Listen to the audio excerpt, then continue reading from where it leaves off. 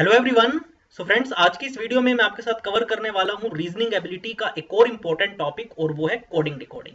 तो अगर आप प्रिपरेशन कर रहे हैं, देखिए किसी भी बैंकिंग, इंश्योरेंस या एसएससी एग्जाम की भी, तो आपको ये चीज देखिए पता होनी चाहिए कि इन सभी एग्जाम्स में जो है आपको कोडिंग डिकोडिंग में से जो क्वेश्चंस है वो देखने को मिल जाएंगे।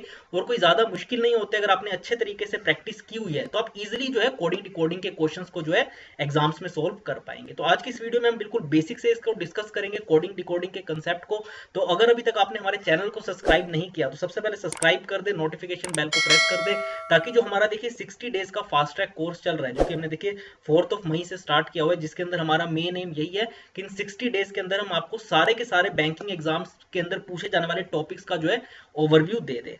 तो जरूर सब्सक्राइब करें और चलिए स्टार्ट करते हैं। थोड़ा सा देखिए पहले बेसिक जान लेते हैं कोडिंग डिकोडिंग के बारे में कि कोडिंग डिकोडिंग होता क्या है। देखिए वैसे अगर बात करें कोडिंग और डिकोडिंग की, तो ये तो एक वे है ऑफ ट्रांसमिटिंग अ मैसेज।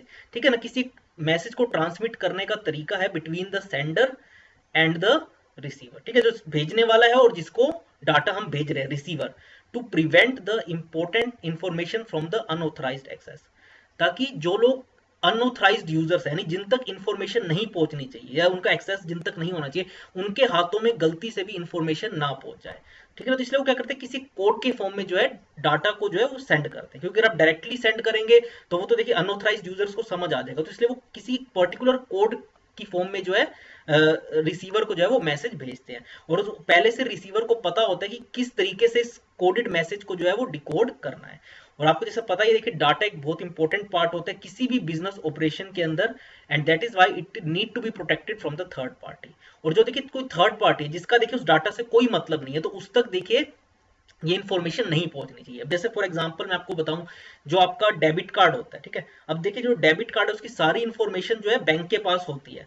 तो देखिए अब आपका पर्सनल डाटा है वो देखिए बैंक के पास रहता है, उसका थर्ड पार्टी के साथ जो है वो डाटा शेयर नहीं होना चाहिए। इसके अलावा जैसे आपके अकाउंट जो है, अगर आपका किसी बैंक में अकाउंट है तो उसमें कितना बैलेंस है वो आपको पता होता है और बैंक को पता होता है, इसके अलावा थर्ड पार्टी को नहीं पता होना चाहिए। तो कुछ ऐसी डाटा होता है, कुछ इंपॉर्टेंट इंफॉर्मेशन होती है जो हमें अनऑथराइज्ड यूजर से प्रोटेक्ट करके रखनी होती है। और कोडिंग डिकोडिंग यही एक तरीका है मैसेज को ट्रांसमिट करते हुए ध्यान रखने का कि किसी कोई जो अनऑथराइज्ड यूजर है उसके पास जो है उस डाटा का एक्सेस ना है। और इसमें देखिए वो करते क्या है, डाटा को एनक्रिप्ट कर देते हैं with the help of a common की, ठीक है, बाय द सेंडर। और जो रिसीवर की साइड पे बैठे हैं उनको ऑलरेडी से पता होता है कि इस एनक्रिप्टेड डाटा को डिक्रिप्ट कैसे करना है। ठीक है, जो ओरिजिनल फॉर्म है उसमें कैसे उसको लेके आना है, in order to obtain original data by determining common key in encrypted data. तो कैसे उसको डिक्रिप्ट करना है, कैसे उसे ओरिजिनल फॉर्म में फिर दोबारा कन्वर्ट करना है, तो वो रिसीवर को ऑलरेडी पता होता है। तो देखिए दोबारा अगेन सिंपल भाषा में अगर समझाऊं तो जो सेंडर है वो उसे किसी एक पर्टिकुलर कोड की फॉर्म में रिसीवर को भेजते हैं, और रिसीवर को ऑलरेडी पता होता है कि उस कोडेड डाटा को कैसे डिक्रिप्ट करके ओरिजिनल फॉर्म में कन्वर्ट करना होता है। और इसका मेन एम यही है कि जो अनऑथराइज्ड यूजर्स है उन तक जो है वो इंपॉर्टेंट इंफॉर्मेशन लीक ना हो।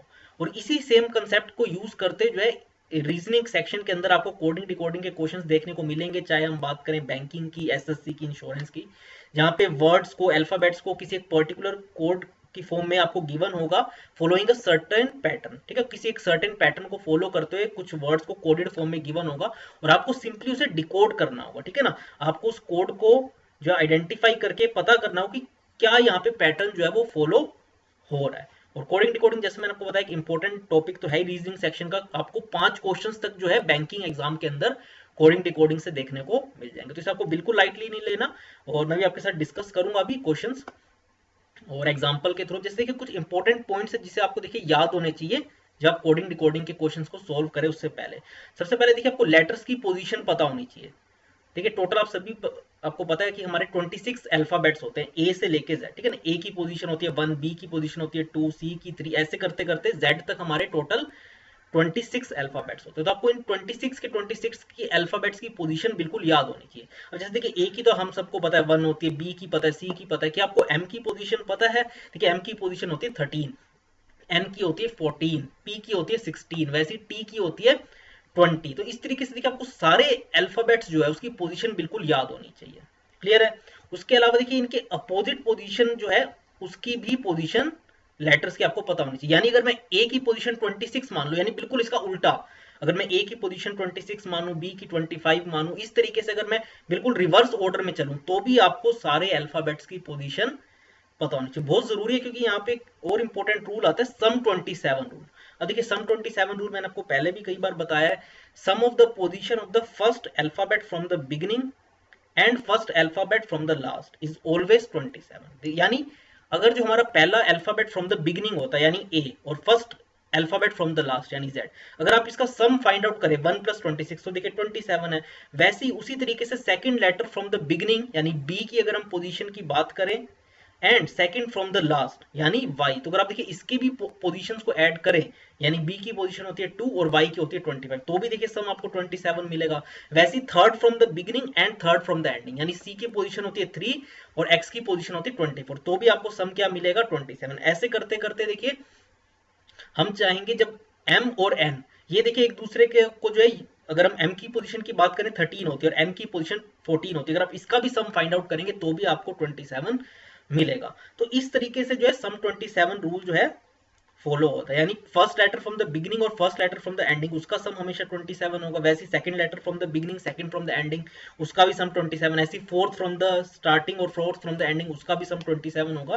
तो ये आपको ध्यान देना है कि जिस भी आप अल्फाबेट की पोजीशन को बिगिनिंग से ले रहे हैं उसी को ही आपको एंडिंग से भी कंसीडर करके जो उसकी अगर आप उन अल्फाबेट्स की पोजीशन को ऐड करेंगे तो हमेशा आपको 27 ही मिलेगा। वैसे for example fifth from the अगर आप बिगिनिंग ले रहे हैं तो फिफ्थ फ्रॉम द एंडिंग ही लेंगे तो भी आपको सम 27 ही मिलेगा। और वैसे आपको लेटर्स की पोजीशन बिल्कुल याद होनी चाहिए, ए की पोजीशन 1, बी की 2, ऐसे करते करते जेड तक, और बिल्कुल अपोजिट वे में भी अगर मैं ए की पोजीशन को 26 मानूं, बी को 25 मानूं, ऐसे करते हुए भी आपको सारे लेटर्स की जो पोजीशन है वो बिल्कुल माइंड में याद होनी चाहिए। जैसे मैंने आपको बताया टी की पोजीशन 20, ठीक है, एम की पोजीशन 13, इस तरीके से आपको सारे अल्फाबेट्स की पोजीशन याद होनी चाहिए। अब देखिए इसमें किस किस तरीके से क्वेश्चंस पूछे जाते हैं। सबसे पहले डायरेक्ट लेटर कोडिंग। अगर देखिए आपसे पूछा जाए कि for example in a certain code teacher is coded as PLN QVLV, हमें बताने कि हार्ट को हम इस तरीके से कैसे कोड करेंगे, HEART। सबसे पहले तो देखिए अगर आप अल्फाबेट्स को काउंट करें टीचर के अंदर कितने हैं, 3 4 5 6 7, ठीक है, ठीक है। तो टीचर देखिए एक 7 लेटर का वर्ड है, और वैसे अगर आप इसके कोड के भी अल्फाबेट्स को गिने तो कितने हैं, देखिए 7 ही है। तो इसका मतलब कहीं ना कहीं आप सबसे पहली चीज ये ध्यान रखा करें कि क्या टी का कोड पी हो सकता है। देखिए टी का कोड अगर पी हो गया तो उस तरीके से ए ई का कोड जो है वो एल हो जाएगा, ए का कोड एन हो जाएगा, ऐसे करते करते जो है सातों अल्फाबेट्स का जो है हमें कोड मिल जाएगा। बट आपको ये चीज ध्यान देनी है क्योंकि अब मेरे को किसका फाइंड आउट करना है, हार्ट वर्ड का, HEART। इसके लिए देखिए मेरे को हार्ट वर्ड का कोड फाइंड आउट करना है, उसके लिए सारे के सारे जो अल्फाबेट्स है हार्ट वर्ड के अंदर HEART और टीचर के अंदर अगर आपको अवेलेबल दिखते हैं तो ही ये पैटर्न फॉलो होगा डायरेक्ट लेटर कोडिंग का। यानी अगर फर्स्ट जैसे हमारे यहाँ पे लेफ्ट से बिल्कुल लेटर है टी, तो उसका कोड भी क्या होगा जो बिल्कुल इसके एक्सट्रीम लेफ्ट पे हमें गिवन है पी, वैसे जो एक्सट्रीम राइट पे हमारा टीचर वर्ड के अंदर कौन सा अल्फाबेट आता है, आर, तो वैसे इस कोड के अंदर भी जो एक्सट्रीम राइट पे कौन सा वर्ड है, लेटर है, बी है। तो इस तरीके से कब ये फॉलो होगा, जब हम या जैसे यहाँ पे हार्ट वर्ड का कोड फाइंड आउट करना है कि then how will heart be coded, तो जो इसके सारे अल्फाबेट्स है हार्ट वर्ड के सारे जो है अगर टीचर के अंदर अवेलेबल है तो ही ये पैटर्न जो है वो फॉलो होगा। तो आप देख सकते हैं HEART सारे के सारे जो देखिए अल्फाबेट्स है वो टीचर वर्ड के अंदर अवेलेबल है। तो इसका मतलब हम सीधा कह सकते हैं here code for T will be P, वैसे ई का कोड क्या हो जाएगा एल, और सो ऑन, और ऐसे करते करते ए का कोड एन। तो बस अब हमें देखिए हार्ट का बताना है, तो अगर आप देखें यहाँ पे एच का कोड क्या हो जाएगा, एच का कोड इधर से हो जाएगा वी, ठीक है ना, एच का कोड हो जाएगा वी। वैसे ही ई का कोड क्या हो जाएगा, जो टीचर के अंदर ई का कोड एल आ रहा है ना, तो एल हो जाएगा, आप देख सकते हैं नीचे। फिर ए का कोड क्या हो जाएगा, ए का कोड हो जाएगा एन, और आर और टी का भी आप देखिए फाइंड आउट कर सकते हैं, आर का कोड हो जाएगा बी, ठीक है, और इसी तरीके से जो है टी का कोड क्या हो जाएगा पी। क्लियर है, इस तरीके से जो है हम कोड करेंगे इसको आगे। ऐसी देखिए तो था direct letter coding. I hope आपको देखिए डायरेक्ट लेटर कोडिंग पता चल गया होगा, जहां पे जिस पोजीशन पे वो अल्फाबेट्स गिवन है उसी पोजीशन पे आपको कोड भी गिवन था। जैसे यहाँ पे बिल्कुल एक्सट्रीम लेफ्ट पे अगर टी गिवन है तो उसी का कोड भी जो है एक्सट्रीम लेफ्ट पे गिवन है पी, वैसे ही एक्सट्रीम राइट पे जैसे आर गिवन है तो उसका कोड भी जो है वो एक्सट्रीम राइट पे गिवन है। बट एक कब हम अप्लाई करेंगे दोबारा बता दूं, जिसको आपको कोड करना है, जैसे यहाँ पे हार्ट को कोड करना है उसके सारे के सारे अल्फाबेट्स जो है वो गिवन कोड के अंदर अगर अवेलेबल हो, जैसे यहाँ पे टीचर के अंदर। अब लेटर कोडिंग की अगर बात करें तो लेटर कोडिंग के अंदर इन सर्टेन कोड कंप्यूटर को हम क्या कोड कर रहे हैं, DPNQVUFS। तो हमें बताना कि हम टेलीफोन को कैसे कोड करेंगे। अब देखिए अगर आप देखें टेलीफोन के अंदर क्या सारे के सारे आपको अल्फाबेट्स जो है क्योंकि देखिए इसके अंदर भी अगर कंप्यूटर की बात करें तो कितने अल्फाबेट्स का वर्ड है, 8 का वर्ड, 8 लेटर्स का वर्ड है कंप्यूटर। वैसे अगर आप इसके कोड को भी देखेंगे तो 8 लेटर्स है, ठीक है। बट अगर आप यहाँ पे देखेंगे टेलीफोन को, और देखिए अगर आप वही हम ऊपर वाला पैटर्न अप्लाई करने की कोशिश करें तो इसमें आपको देखिए काफी सारे अल्फाबेट्स ऐसे मिलेंगे जो कंप्यूटर के अंदर नहीं है। जैसे अगर फॉर एग्जांपल मैं बात करूं तो एल है जो टेलीफोन के अंदर, TEL, तो क्या एल जो अल्फाबेट है क्या आपको कंप्यूटर के अंदर दिखाई दे रहा है? नहीं दिखाई दे रहा। तो ऑब्वियसली बात है अगर ऊपर वाला पैटर्न हम यहाँ पे अप्लाई करें तो हम एल का कोड कैसे बताएंगे, क्योंकि मैं एल का कोड जो है वो कंप्यूटर के अंदर तो मिलेगा नहीं। तो इसलिए हम यहाँ पे ये वाला पैटर्न जो ऊपर फॉलो किया था वो यहाँ पे नहीं कर सकते। तो यहाँ पे हम कैसे करेंगे, देखिए अगर आप ध्यान से देखिए यहाँ सबसे पहला अल्फाबेट सी है और यहाँ पे क्या है डी। सी के जस्ट अगला अल्फाबेट हमारा क्या आता है? डी आता है। तो या तो हो सकता है हमने यहाँ पे +1 किया हो। वैसे ही देखिए अगर हम ओ को चेक करें, ओ का देखिए कोड यहाँ पे क्या हो सकता है? पी गिवन है हमें। तो देखिए अगर आप ओ में +1 करें अल्फाबेट तो पी आता है। वैसे ही एम में अगर आप देखिए +1 करें तो एन आता है। यहाँ पे देखिए एन भी गिवन है, तो हमें देखिए पैटर्न पता चल गया। वैसे अगर हम आखिरी में भी कंफर्म करते हैं, आखिरी लेटर कंप्यूटर में आर है, तो अगर आप आर में +1 ऐड करें तो एस आना चाहिए, तो एस यहाँ पे अवेलेबल है।